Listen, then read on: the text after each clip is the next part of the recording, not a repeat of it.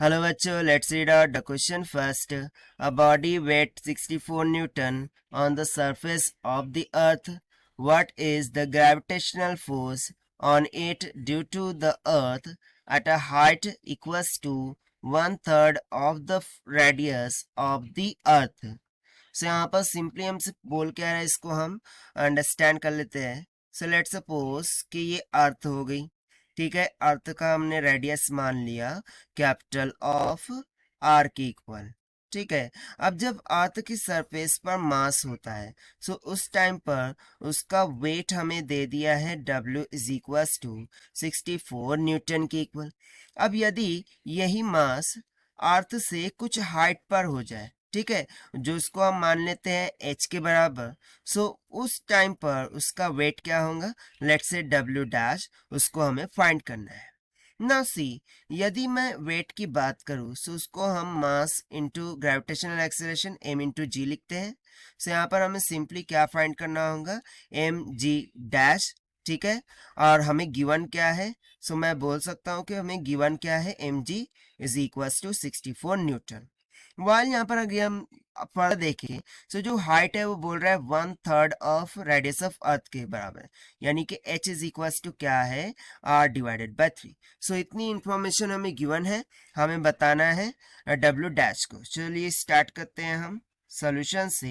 But before of it, let's talk about the key concept which we are going to use here for this question. So यहाँ पर हम simple सा concept लगा देंगे कि जब मास कुछ हाइट पर होता है अर्थ से, सो उस पर जो ग्रेविटेशनल एक्सेलरेशन लग रहा होता है तो उसको हम मानते हैं G dash, and this is nothing but is equals to r times G times of r का square divided by r plus h का होल ब्रैकेट स्क्वायर के बराबर होता है.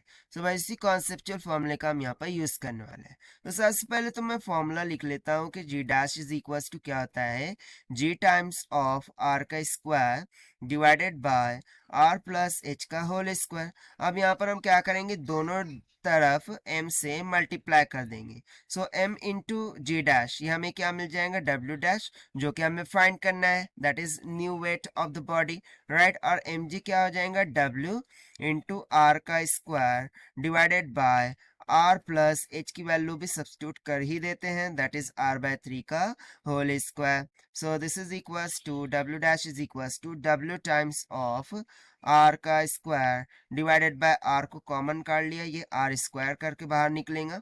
और यहाँ पर देखिए 3 1 3, 3 + 1 कितना हो गया, 4 डिवाइडेड बाय 3 का होल स्क्वायर. so यहाँ से देखिए आर स्क्वायर कैंसिल हो गया.